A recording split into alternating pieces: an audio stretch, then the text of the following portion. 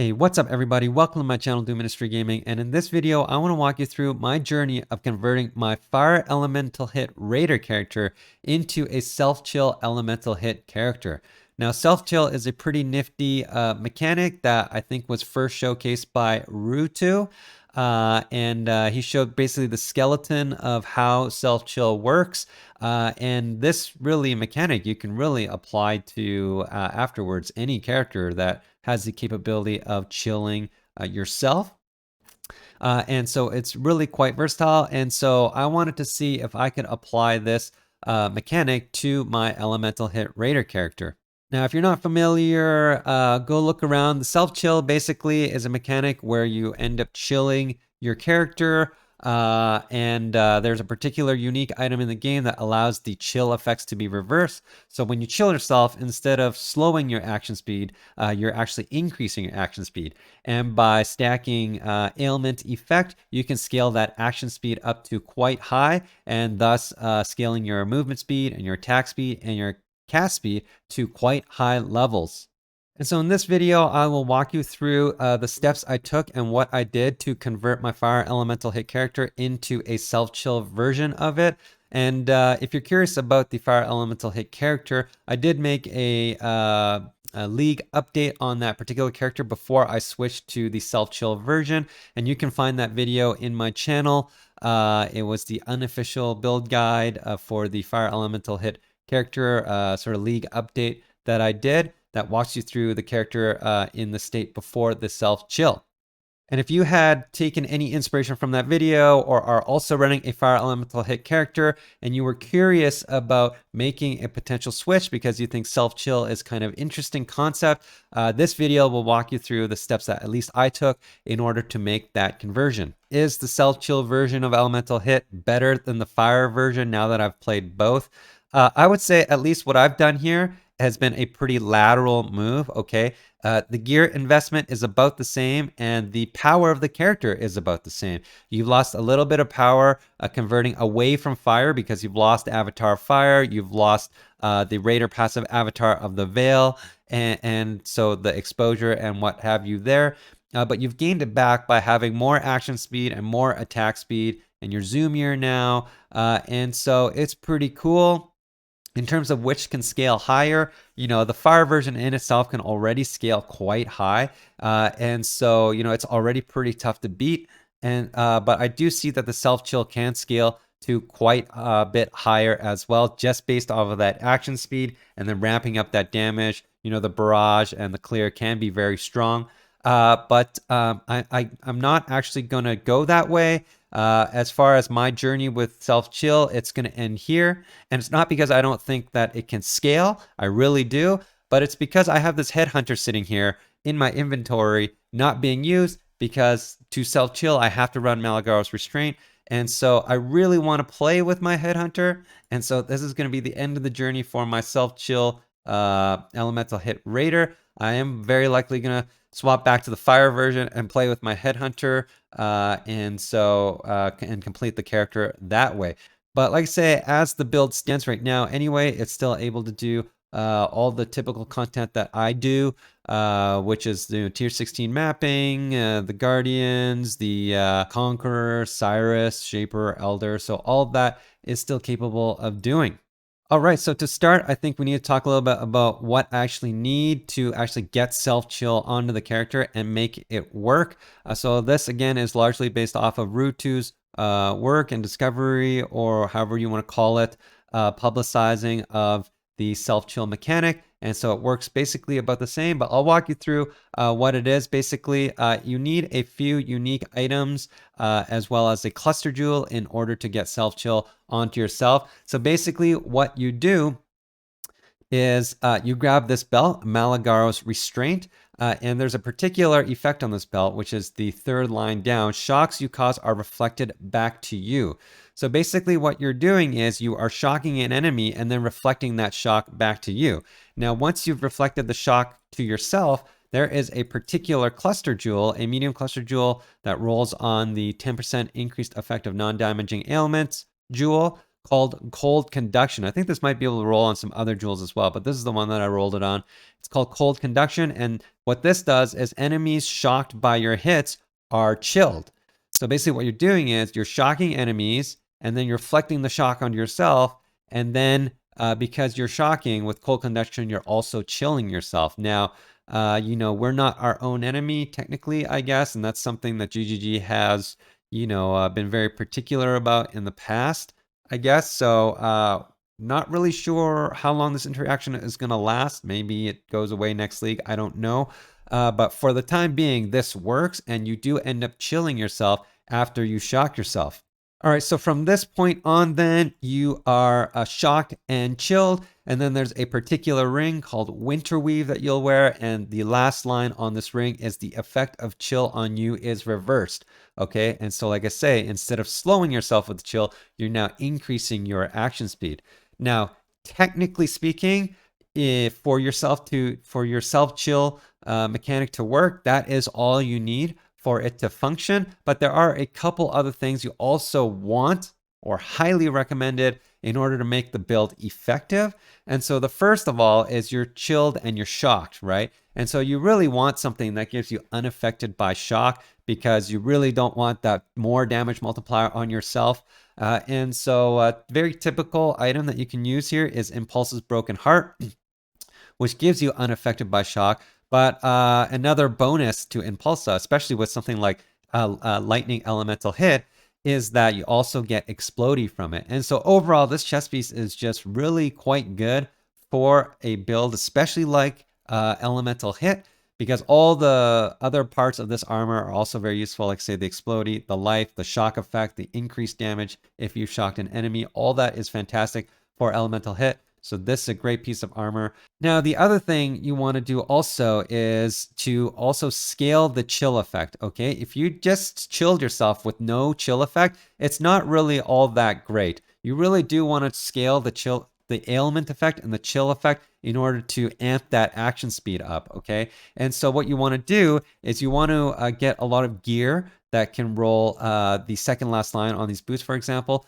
38% increased effect of non-damaging ailments. I've got 38 here. You can also get it, if you're a bow build like mine, on a quiver, which is 25% increased effect of non-damaging ailments. You can also get it on an amulet, which I'm not using, but if you were, you know, there's Redeemer amulets that you can also get increased effect of non-damaging ailments. I've got one here in my stash here on the last line.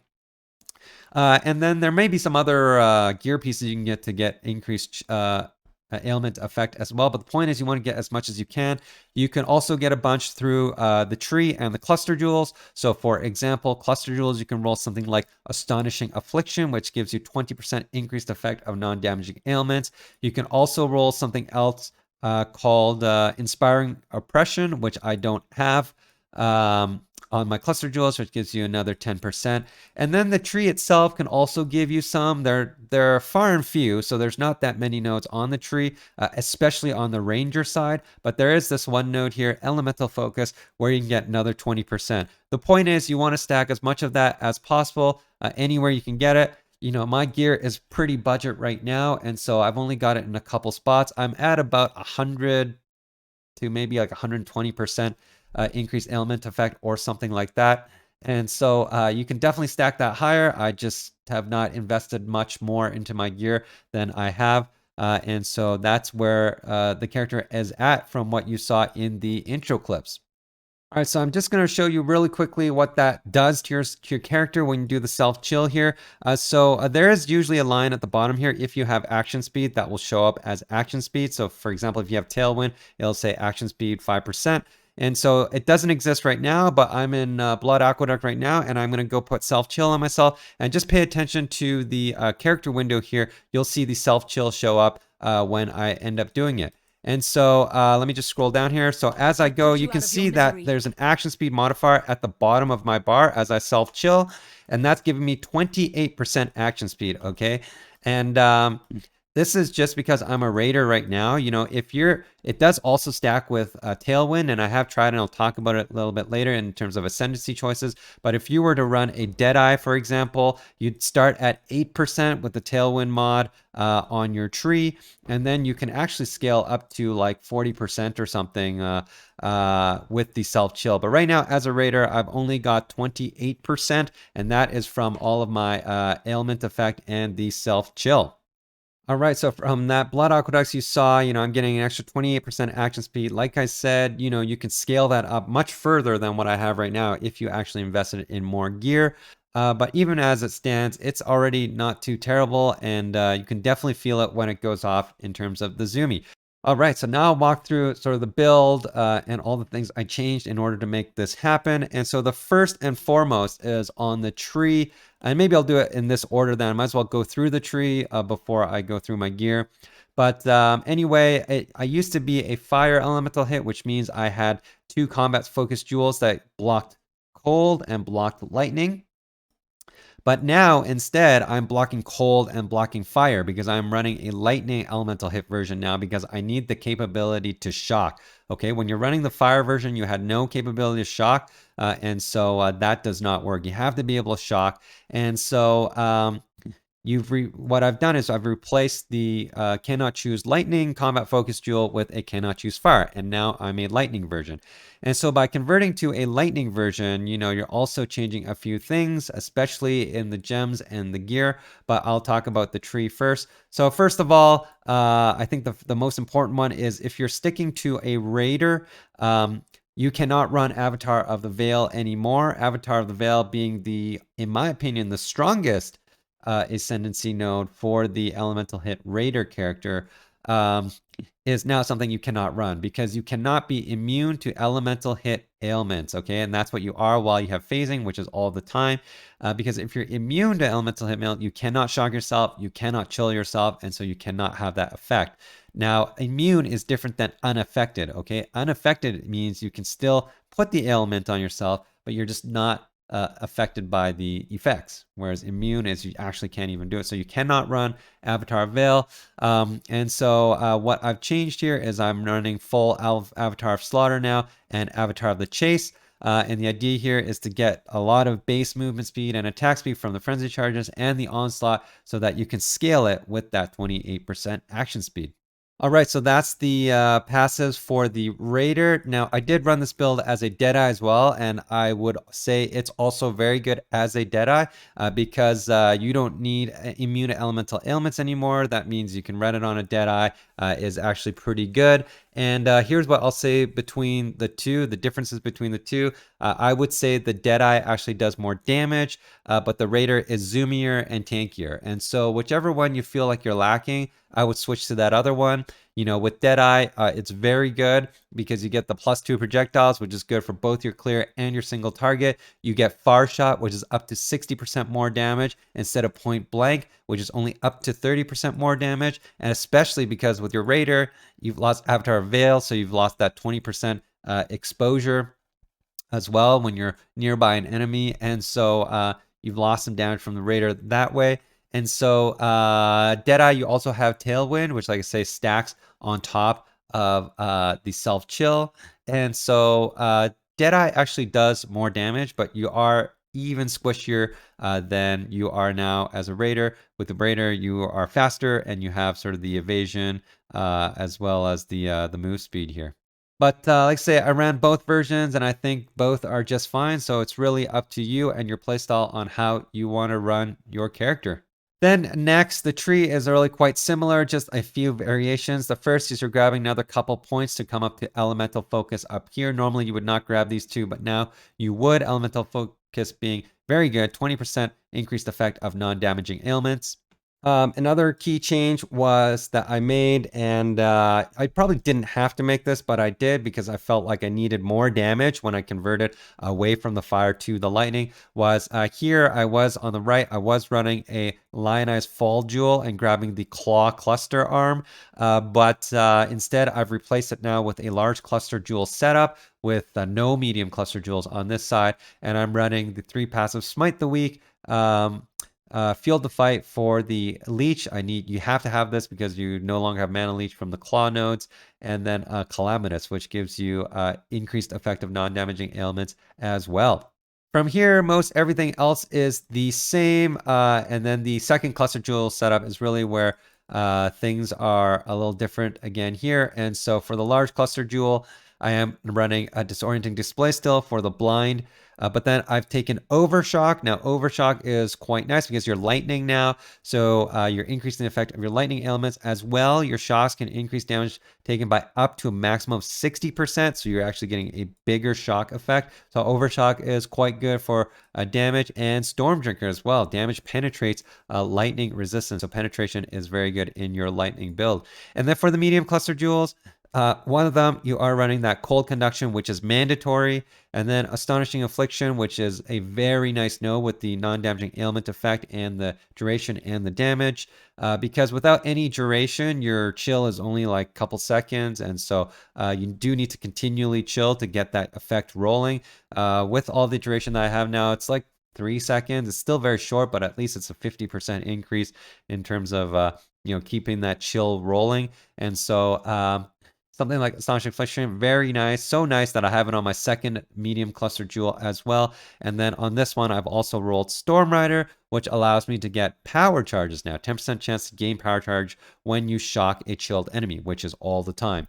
And so I now have both Frenzy charges from Way of the Poacher as well as power charges from the Storm Rider cluster jewel. Aside from that, nothing else has changed from the tree here. So let's move on to the skills. So the skills, as usual, I'm still running 2 6 links, one for a single target setup and one for a clear setup. And that has changed a little bit from Fire Elemental Hit because I am running Lightning now. And so the single target, we are running Elemental Hit, Barrage, and this is where it's different. Lightning Penetration because I'm pure Lightning now. Elemental damage with attacks, Inspiration, and also Hypothermia. Now, Hypothermia gives you more damage to enemies that are chilled, and this was a slight oversight from my fire version as well. If you've seen that video or following that build, I actually ran Combustion, and so even in the fire version, I would also recommend running Hypothermia instead of Combustion because even in the fire version, you actually still chill enemies from skitterbots. And so Hypothermia also worked and would have done more damage. So if you're still sticking to the fire version, make sure you switch to Hypothermia as well. But especially in this case, Hypothermia is really good because I'm chilling. So I'm doing that 39% more damage. But also, you're also getting increased effective chill on enemies. Another 20% ailment effect here, essentially on your chill. Now, for the clear skill, Elemental Hit, GMP, Inspiration, Elemental Damage to the attacks, Chain, so that's all the same. And then again, running Hypothermia again. Hypothermia is just so good against chilled enemies. And so, and especially good in this build because of the increased effect of chill. So definitely run that there. Otherwise, for the other setups, the Arcanist brand has not changed at all. Oh, it actually has changed. Sorry, excuse me. I'm running Arcanist brand, still Sniper's Mark, still Wave of Conviction, but instead of running Combustion now, because I'm not fire, I'm just running added lightning damage support so that it procs the lightning version of Wave Conviction instead of the fire version. And then on the auras, we have made a small change as well. We're going Enlighten as usual. Precision is still a must. And we were using Petrified Blood in the fire version as well because I've found for myself anyway, it's drastically increased my survivability on this dodge-based character.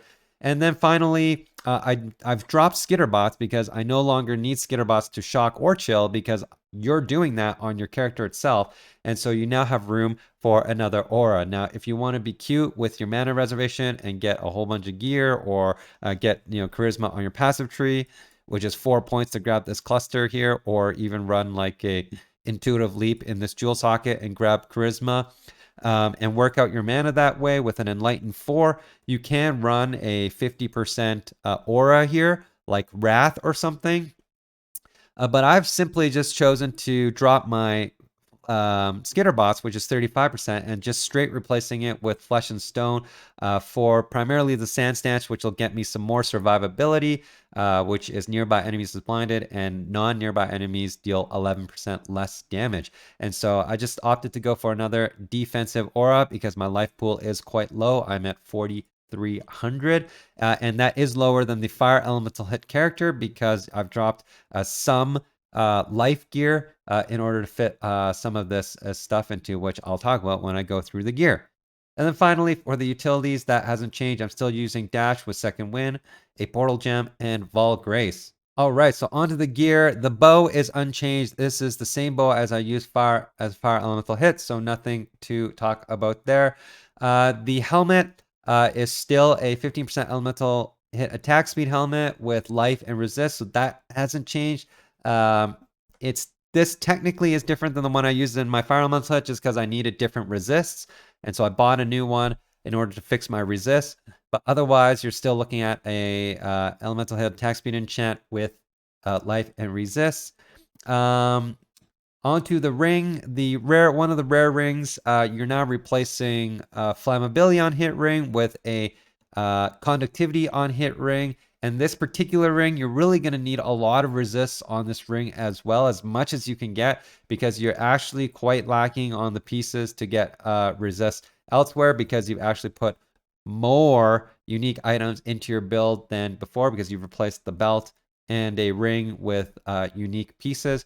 And so you're really going to want to try to get as much resistance as you can on both your helm and this conductivity on hit ring, because for your other wing, you are mandatory to have to run Winterweave. You are mandatory to run the Maligaro's Restraint belt, like I've described earlier. And so you've lost two sort of rare slots there.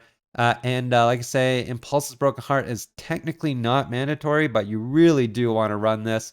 And so, you're losing a bit of life from this chest piece as well. And also one of the things too is you're losing a lot of plus curse as well. So if you recall in the fire elemental hit build that I had a plus curse on the chest, which you've lost, and a plus curse on the amulet, which I still have through a different means. But now you're only running 2 curses instead of 3. So now you're running conductivity and sniper's mark for your 2 curses, and you're dropping elemental weakness.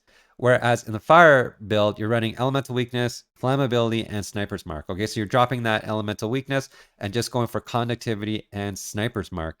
So while we're talking about the amulet, in the fire version, we were using Zoph's Blood, which is a very good amulet. I mean, it gives you % life, I think, strength, Ash and Avatar Fire, which is a big one. So like I say, you're losing Avatar Fire, which is a large component of elemental hit damage, because if you recall, any damage conversion from lightning and cold to fire will give you additional fire damage, a pretty big boost. And so the Avatar Fire converts 50% of all the cold and the lightning damage on the elemental hit to your fire as added fire as well. And so you've lost that. So you've lost a giant part of your damage, and there is no lightning version of Avatar Fire, unfortunately. And so that's where I say when you make the conversion, you've lost some damage. You've lost you've dropped a curse, so you're losing some damage there. And so you really do need to make up some damage elsewhere from from the lightning version, because you're going to feel a little bit weaker, even though you're feeling a lot faster. And so to replace the amulet, I've opted for something like this. A corrupted amulet with can apply an additional curse as the implicit, and then anointing onto it arcing blows, which is very, very strong for any lightning attack build. Okay, damage penetrates 8%. 10% increase effective lightning elements, and also 30% increase lightning damage with attacks. So I went with that so that I could allocate arcing blows. You can also, of course, run a normal amulet here and anoint additional curse, which I think would be better than arcing blows, but I wanted to have both, and so I bought an amulet with additional curse. And as you can imagine, a really good one with additional curse can get quite expensive. So this is sort of a budget version. It's got some life and some desperately needed stats that I need for intelligence and strength. It doesn't have any resist or anything or any attack mods. But ideally, you'd want to get one that has the additional curse plus, as many attack mods as you can. Crit chance, crit multi, elemental damage with attacks, attack speed. I don't know what else can roll an Amulet, but you can get some pretty nice ones if you're willing to invest.